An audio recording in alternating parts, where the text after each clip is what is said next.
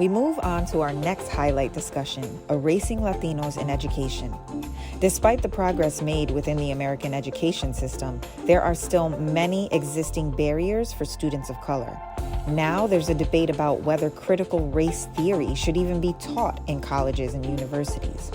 As preparations are being made to move back to in-classroom learning, conversations should be revolving around the transition, not about removing a vital part of education. Let's delve deeper into this topic with panel moderator, LULAC's Director of Policy and Legislation, Bill Moreno. Hello, everyone. My name is Bill Moreno. I'm the Director of Policy and Legislation for the League of United Latin American Citizens, better known as LULAC. And we are excited for this next session. We know that you've heard some really wonderful content from the previous session on reimagining higher education. And so we wanted to continue that theme here by talking about how some places, some states are erasing Latinos in education and how that's being done through a couple of things that you may or may not be aware of or know of, like ethnic studies and critical race theory, why it's important, what's being done about it, and how we can join in to make sure that we hold on to this really precious asset that's available to us in many, many states, and also where we need to be fighting back in states that are trying to ban it. And so with that, I would love to begin by having our panelists introduce themselves. So Angela, will you start us off? Thank you. Yes, Angela Valenzuela. I'm faculty in the College of Education at the University of Texas at Austin. I'm the director of the Texas Center for Education Policy. My area is education policy and planning at UT. We teach master's and doctoral students, and I'm also a co-chair with Dr. Theresa Montaño on the Higher Education Task Force for National LULAC. Thank you. Thank you. Theresa? Hi, everyone. I'm Theresa Montaño. I'm a professor of Chicano and Chicano Studies at Cal State Northridge. I am leading the public education work for my union, which is the California Faculty Association. I'm very active in the struggle for ethnic studies in California. I'm a member of the Council for Ethnic Studies for both the CSU and the community college system. And along with Angela, I co-chair the LULAC Task Force on Higher Education. Happy to be here this morning. Thanks so much for joining us both. We know that your time is valued. There's lots of other things you could be joining and doing, but we thank you for being here with our sisters and brothers who are interested in learning more about critical race theory and ethnic studies. So, Theresa, I think you really gave us a perfect segue into sort of framing and contextualizing, the issue that we're talking about. So, why don't we start off with how we define ethnic studies? I think that's a very important question because there's a lot of misunderstandings of ethnic studies. Ethnic studies started out many, many years ago as 4 primary disciplines: Chicano Latino studies, African American or Black studies, American Indian or Native American studies, and then, of course, Asian and Pacific Islander studies. And as most disciplines, it is dynamic and it varies. For example, within the Asian and Pacific Islander studies today, the organization Asian American Studies includes Arab American Studies and then Southwest Asian Studies. It's a dynamic discipline that looks at history, it looks at culture, it looks at the social political issues related to each of those groups separately. It also recognizes the struggle against racism, right? Anti-racism, anti-colonialism is a central part of ethnic studies because it explains the inequity. It didn't just happen this way. It has been, hundreds of years of a trajectory of inequity and racism. And that's where things like critical race theory come in. But critical race theory isn't the only part of ethnic studies. Culturally responsive pedagogy, abolitionist teaching, anti-racist pedagogy, culturally responsive community training, inquiry-based learning. Ethnic studies and each of the fields has its own. Chicano studies has La Trenza pedagogy, right? Has its own work as well. So it's a celebration of who we are in this country, but it's also the recognition of the trauma, racial trauma that we've experienced and that we've been able to overcome. Wow, what a great definition of it. So much depth there. Angela, is there anything that you'd like to add to that definition of ethnic studies? Yeah, it's also Puerto Rican and Boricua studies that's critical of the colonization of the island, right? And that experience. It's an interdisciplinary field, right? And so you're going to bring people into departments, centers, programs that come from anthropology, linguistics, sociology, from education, from all parts of the academy. And I would say another part that's in terms of the history of our ethnic studies programs and departments is that they do typically have a connection to our communities. And so we're always in a vexed relationship to the university because the universities don't want you to have constituencies, because then it's just harder to dismantle you, frankly. You can get rid of, German American studies first before you get rid of ethnic studies. Nothing against German American studies, but those areas are easier to get rid of than any program or center that has a connection to the community, because it's not only dismantling a department, but it's like with direct impacts to the community. And the other thing is that this is a movement that it existed before it was even called ethnic studies, probably in the first instance of oppression, just like critical race theory. It's just that what we know today is ethnic studies began in the late 60s and the early 70s as a more formal kind of approach with research and journals and scholars and associations, and is really cutting edge. So much of what we do, and it's intersectional. It's not just about race or ethnicity, but it's looking at gender and sexuality and how all of these class and how these intersections work. It's not Marxist. Critical race theory is not Marxist. In fact, a lot of the response to Marxism is critical race theory, because class analysis only takes you so far. And class analysis without a deep understanding of our histories as not only members of racial but ethnic groups is insufficient.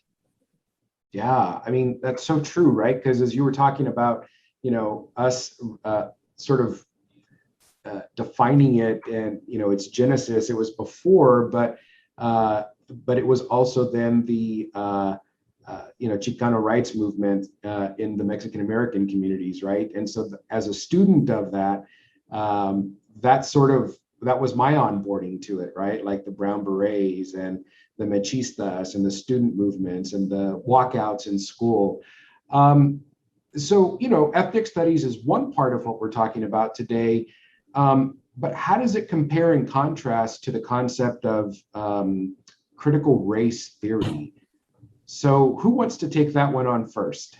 Well, let me start, since we kind of have a pattern here, and then Angela will definitely add in her exemplary way that she does it. Anyway, so I think Angela pointed out something that is really super critical, and that's a discussion that we had within the field of, in my case, Chicano studies, right? The tensions that existed between those who were, critical pedagogy, who really did center issues of class, right? And raised issues of class as one of the intersectionalities that we needed to pay attention to, and that we needed to engage in a constructive movement to deal with class issues.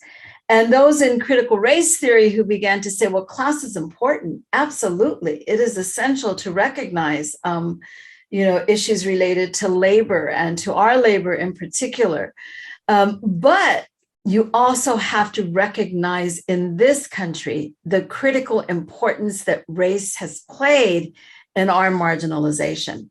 And that's the same for Chicanos as it is for African Americans and Asians and American Indians. Phenotype matters. What you look like matters. That has led to the marginalization of those of us who toil in the fields, right? Work at our factories, become the cheap labor that others build their wealth upon, right? Well, critical race theory does one thing, and it basically says that in order for us to overcome our marginalization, right, and our oppression and our inequities, we have to look at the role that race plays. Not because we want to, it isn't like we wake up in the morning and we look at ourselves and say, oh, we are a race, right? No, it's because the minute we walk out the door into any area, whether it's a profession or a school, race plays a role in our outcome, economically, educationally, politically. And so critical race theory basically argues you recognize that.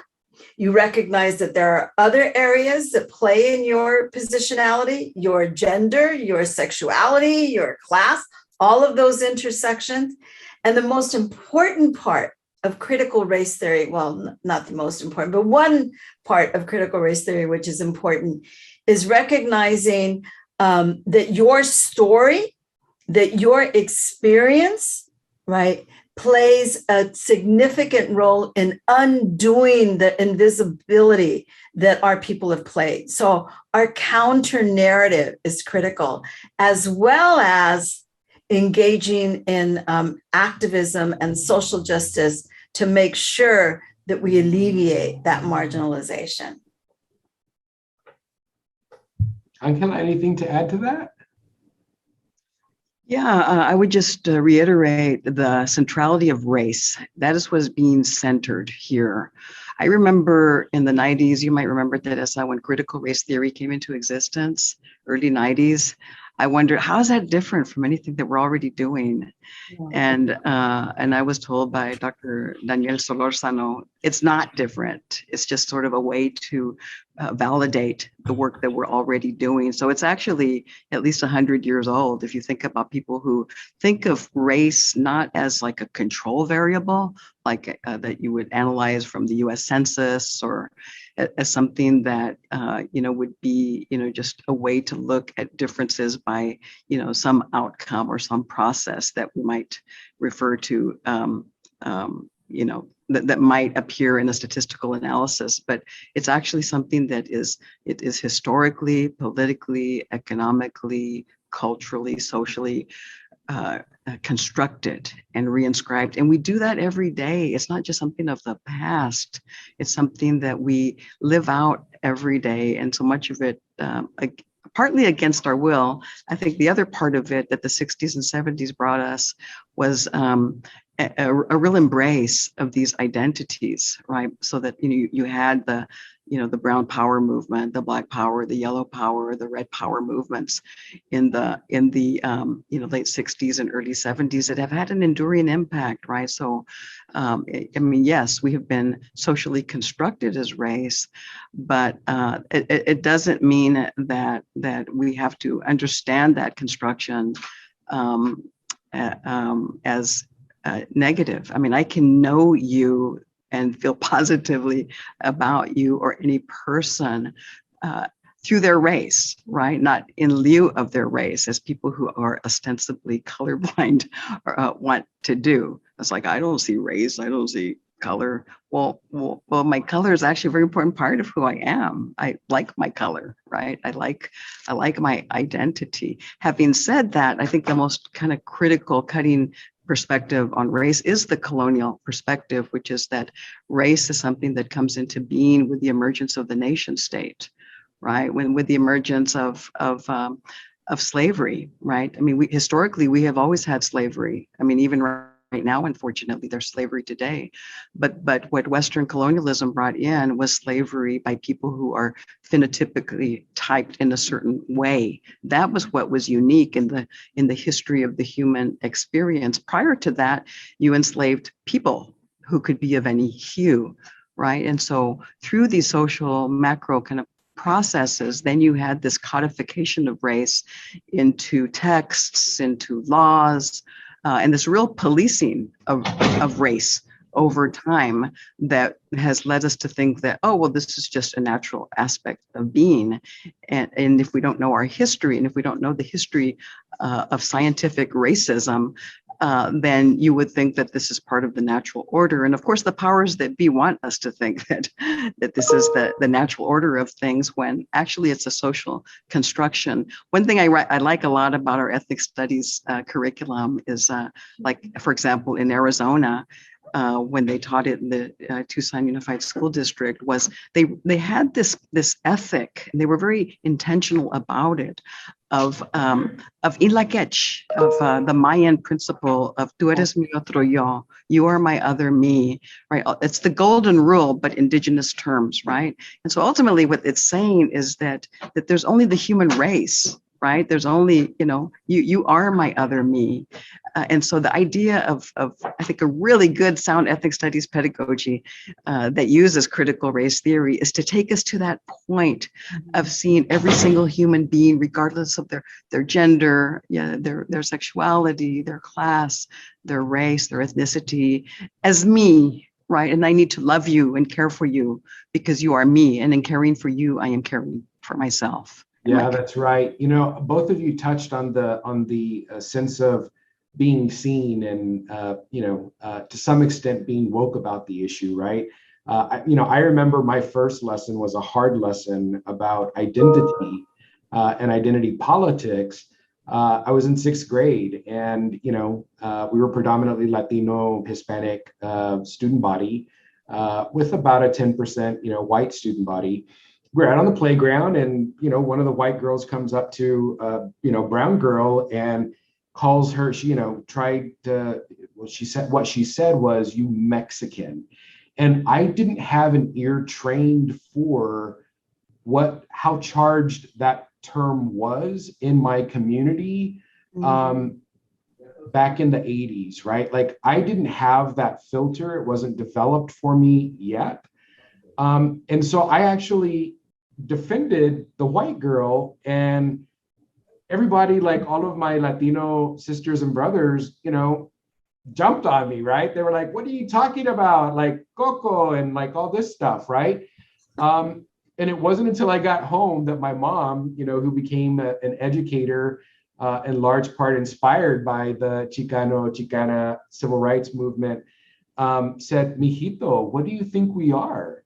And I said, "Well, we're people, Mom." And she said, "Yes, but there are differences between people, and it doesn't make us better or worse." And so she started going into some of these things that you would expect to find in an ethnic studies course, right?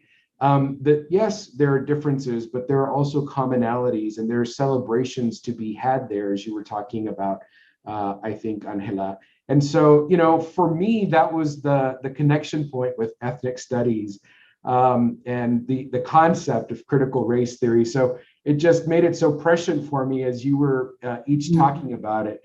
I want to move to sort of the importance of the preservation, so that, the young Bills of the world who are in the 6th grade right now or younger, see the hard-fought ones that generations before us have had to take on. Right now it materializes in so many different ways. For this session, it's about the preservation of critical race theory and ethnic studies in higher education and in K-12. So why is it important for us to preserve, where we do have ethnic studies in public schools, K through 12, and where faculty in colleges and universities use critical race theory? Why is it important that we preserve that? Yeah, I mean, I think the main answer there that occurs to me is empowerment, right? It's empowering to know about yourself because you're ultimately reinforcing the values of your community that really should be all of our values, the idea of reciprocity, of mutuality, of social justice, of working in solidarity with our communities and those that are downtrodden. I mean, I think ultimately, we should have empathy and love and caring for each other. And ethnic studies is so right in addressing the first step in that, in what is a larger process of coming into that space of loving ourselves, which is to know yourself. Like, how can you possibly really be effective in caring for and loving, for example, children in your classroom, if you don't care or love yourself, right? And so, I mean, I think it just makes you a better person, right? To be able to, to kind of know where you come from and what your ancestors did. What is my purpose in life? Well, maybe it's not actually to achieve highly on the test score, but to have a legacy, right? Why can't we think in a way that's even more noble and I would say more inspiring, more nurturing than what we have right now, which is so much of it is so test driven and so focused that it becomes a weapon of mass distraction to the point that, oh, well, we'll treat this as an add-on, or if we have time, or we'll do this during Hispanic Heritage Month or Native American Heritage Month, which is really to treat our knowledge that counts so powerfully for us as marginal, and to codify it by structuring out this knowledge through the many processes already at work. We're not even, yet talking about these horrible bills like Senate Bill 3 that we're testifying on in the Texas State Legislature today that is anti anything critical, anything controversial in the K-12 classroom for real. This is a big, important bill that we're fighting today. So we were already in this despairing state, right? That's the irony of all of this, is that we were already in this despairing state where our knowledge, except for the ethnic studies classrooms, in as much as it exists at all in our K-12 educational experience, which is a pittance, I can tell you that right now, relative to the demand and the need, it's just ironic. It's ironic. Yeah, I mean, it's a really important perspective. And, Theresa, I wonder if you would share with us, at the top of our session, in your introduction, you shared about how you'd been involved in, the organizing and around ethnic studies, and you professionally in your work as a faculty member, get involved in communities and support other initiatives and districts. What are some examples of how the communities around Northridge and around California organized so that once the bill was passed for ethnic studies, that they could begin to make those advances real? Let me just clarify one thing, that the bill in K-12 has not been successful, right? Oh. In the state Senate or in the state legislature.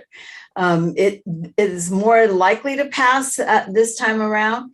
But that has not stopped ethnic studies. So I just want to say that we have built a very strong multiracial coalition around ethnic studies. One thing that the powers that be do is by attempting to stifle, right, and marginalize you further, they create broad-based coalitions.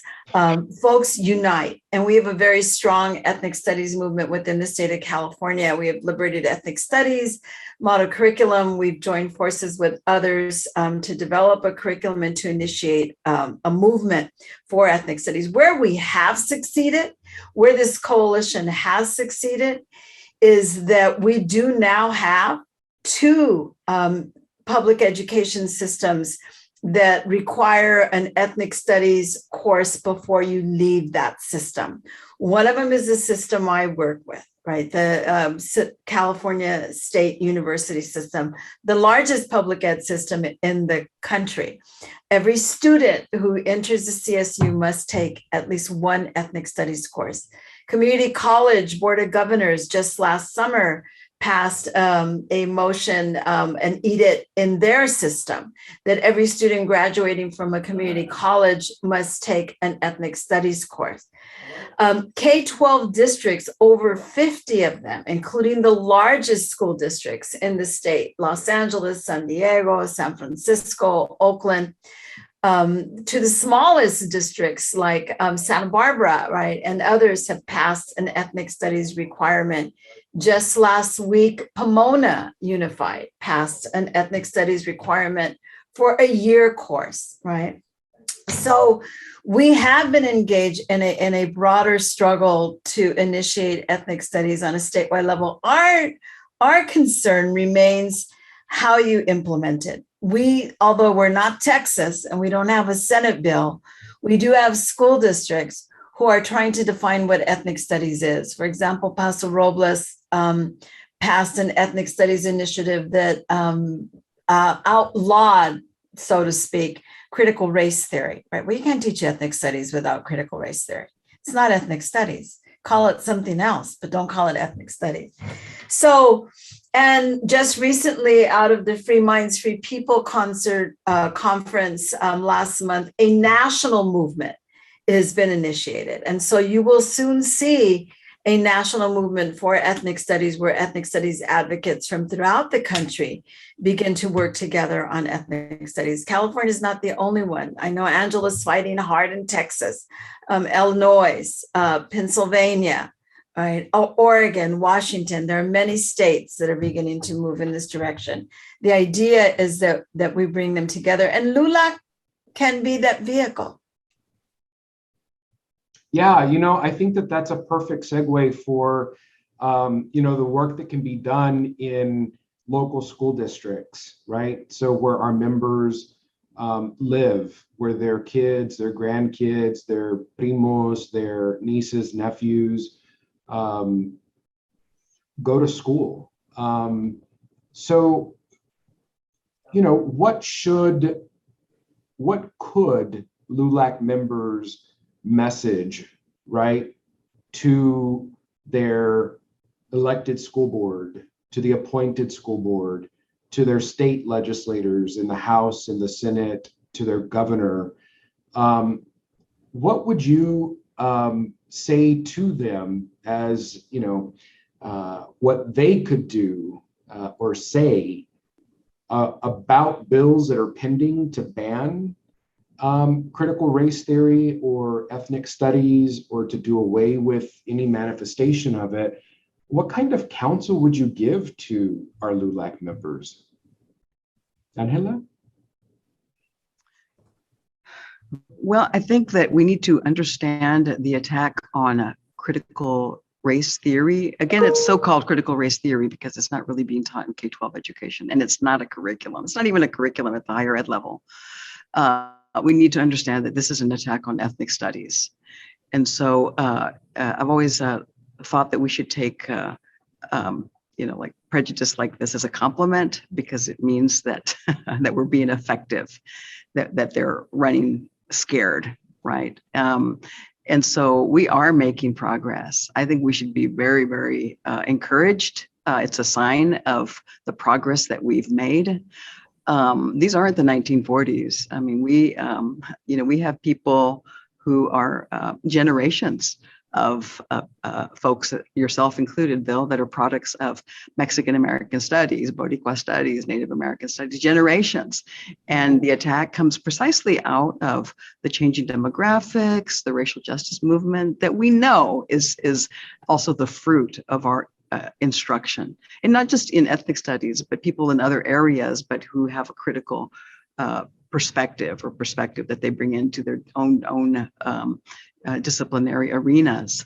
And so what we have to do continue to advocate for ethnic studies. So we had a bill this legislative session, House Bill 1504, that was being carried by Rep. Cristina Morales, and it came out of the Committee on Public Education in the House. It came out of the Texas House.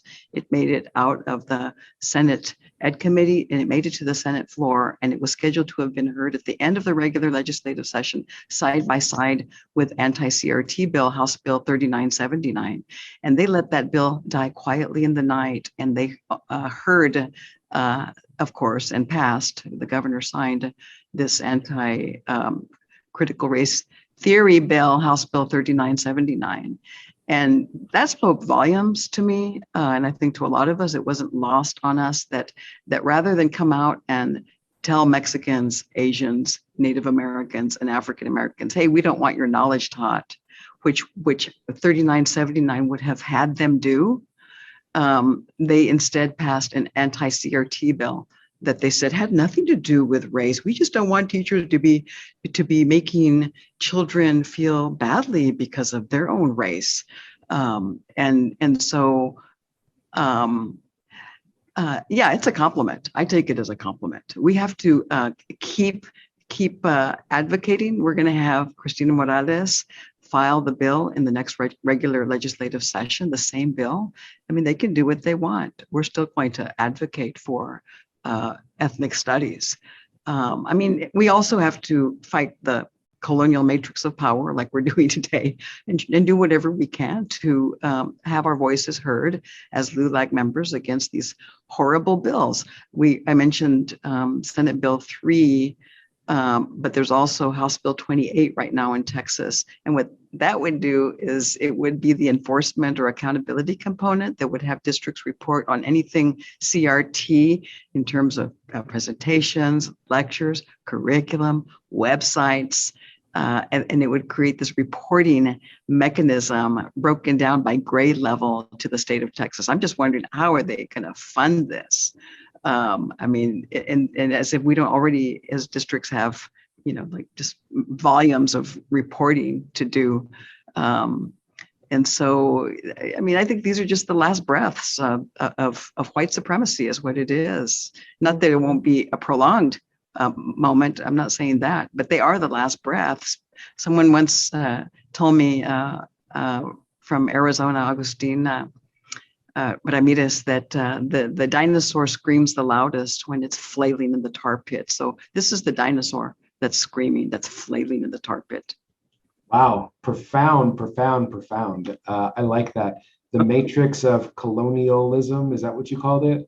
The colonial matrix of power. Yeah. That's why anti-colonialism is so central to ethnic studies. It absolutely is. It explains why we got to where we're at and what we need to do to change it. Yeah, and I think that part of what needs to be understood about colonialism is that it's not just a white person condition, right? That there are people of color who also carry this condition and who contribute to perpetuating that matrix of colonial power. I want to move to the idea of a framework of advocacy. So if we think about like action at the local level, because in certain states, only school boards, superintendents, or mayors and appointed board members get to decide whether or not to offer something like ethnic studies. And then on the federal side, there are obviously our members of Congress, the president, the Department of Education, and the judiciary has played a role in meting out some pretty significant laws, case law. That's right. So as we think about a framework writ large, if I just throw out there as an example, self-awareness, coalition building, organizing for action, building the movement, so making it bigger than just locally, and then sustaining the movement, right? If we just take that as one framework for how we approach what LULAC members can do in their communities and what LULAC members can do collectively in partnership with others at a national level. What are some of, like, what's the meat on that framework, right? What does that look like? Well, actually, I think it begins with education, right? I mean, I think the thing that about LULAC that makes it such an incredible organization is its legacy, its historical legacy around civil rights, and framing the ethnic studies movement as a part of that legacy. I mean, there is a book that we use in our ethnic studies curriculum about LULAC. Blanking, A Soldier of Equality, right, which is about Jose Saenz in Texas, and that is part of our curriculum in terms of not just presenting him as an individual, but presenting him as a member of LULAC and the legacy of social justice, right? So LULAC members can sponsor community forums where they actually invite people to come in and discuss what is ethnic studies. And not just in terms of defining it, but the success of ethnic studies. You know, ethnic studies closes the achievement gap. Every single study shows that when you do ethnic studies right, not only do students of color succeed, but white students succeed. Survey after survey shows that students love their ethnic studies courses, whether or not they're a student of color or they're a white student. The recent results in Santa Barbara, where every student was required to take an ethnic studies course, white students enjoyed the class and recommended it as a graduation requirement. It heals our trauma, right? The American Pediatric Association says it's worse if you don't discuss racism than it is if you do discuss racism, because it has an impact not just on your own emotional well-being, but it has an impact on you physically. There's a reason why we have high diabetes, stress rates, right? Knowing who you are and discussing race and racism lowers that. And so just on the basis of health, I would say, start with your education, move towards localizing the issue by requiring school boards to initiate resolutions in support of ethnic studies, right? Because it always starts on a local level. Like I said, in California, we still don't have the state mandate, but we have several districts that are doing it. Connect to your community. Build a community advisory committee on ethnic studies that's connected to the district. And on a national level, we need to push for an executive order, right? Not against something, but for something. So an executive order on ethnic studies is really critical. And I could go on, but I want Angela to be able to say something, and I'm also conscious of time, so. Thank you. Angela. Wow, that was excellent. I would just add that we have a long history, early history of escuelitas that were very powerful in our own, in our own education. And so I think we can take that idea of escuelitas and actually set up escuelitas in our community centers, our churches, our schools. You can teach this precious knowledge, this sacred knowledge, even with these bills in our public schools, but you'd have to do it after hours, right? And so I think we act as clients of education rather than as people that own it. And we should begin evolving a consciousness of owning public education. We all pay taxes. Those taxes are hard earned. We work very hard, and those taxes are what fund public education. We must be defenders of public education, and we must insist in our school boards, like Theresa is saying, in the teaching of this precious knowledge, right? You mentioned Jose de la Luz Saenz. It would be remiss of me not to mention Dr. Emilio Zamora, who wrote a book on Jose de la Luz Saenz, and I went with him, accompanied him, we're married, but I accompanied him to Europe. He was in World War I, and he went back ultimately after World War I, from his time in France to be one of the founders of LULAC. And he wrote 3 books. So he's one of our intellectual heirs, right? And, our ancestors. And it was so moving being on those battlefields where a lot of our raza shed blood and died, and to be at the cemeteries where their tombstones are. And I just thought, wow, it would be what an amazing experience for our Mexican American Studies students to have this trip that we took, where we followed his steps, because it was a memoir. We followed him from Paris to the battlefields in France, and it was so moving. I was so touched. It was powerful.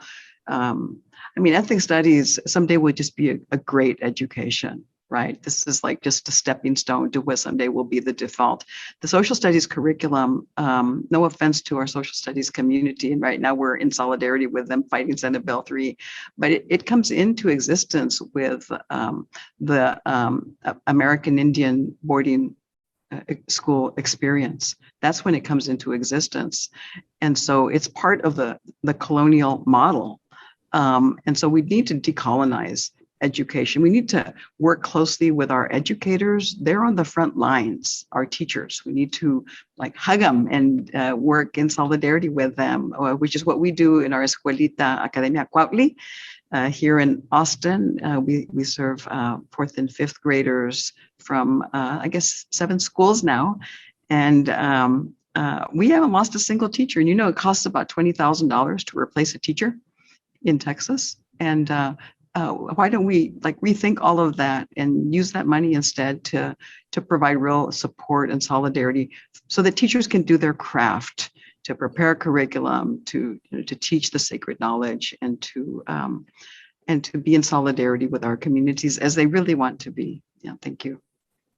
Yeah, it's so true. Oh my goodness. I have such a warm, feeling from this session, just, the approach, the perspective, the thoughtfulness, the love, the intentionality that goes into this discussion by both of you about the importance and the history. And there's still so much, right? We've only just nicked off a little fleck from the iceberg, and there's still so much more beneath the surface. But LULACers, you heard it here. There are so many things that we can be doing together in community with each other and in community with our allies who find the value, who see the benefit, who need to be seen in their school books and in the lessons. And if it's not during school, like Angela said, maybe we can borrow a model from Academia Cuautli. And so, some of the suggestions that you heard here about what can be done are school board resolutions in support of ethnic studies, advocating for an executive order that is for something, right? So being for ethnic studies, and then creating our own escuelitas. If the public school system isn't willing to do it with us, co-create it with us, we have knowledge, expertise within our communities, the teachers, the historians, the church, there's so many different places where our expertise shows up, that if we have a template, for example, like Academia Cuautli, we can build our own escuelitas. And it doesn't have to be in, a fancy building. There might be community buildings, like a community center in Austin, or it could be the church hall in your community. It could. We're only limited by our own imagination around what this could look like. Angela, Theresa, thank you so much from the bottom of my heart and on behalf of LULAC. We so appreciate having you with us. And ladies, gentlemen, thanks so much for tuning in and hearing some really actionable thoughts and ideas around critical race theory, ethnic studies, and making sure that Latinos are not erased in education. Thank you so much. Thank you, Bill. Thank you, LULAC. Thank you. Thank you so much. Much appreciated. So if you'd like to stay involved with us, stay engaged with us, if you go to the LULAC website under Advocacy and Education, you'll see a link there where you can share your information with us and stay connected with us as we all move in this journey, this movement together. Once again, thank you so much for joining us and being with us, and we hope that you enjoy the rest of the summit. Thank you.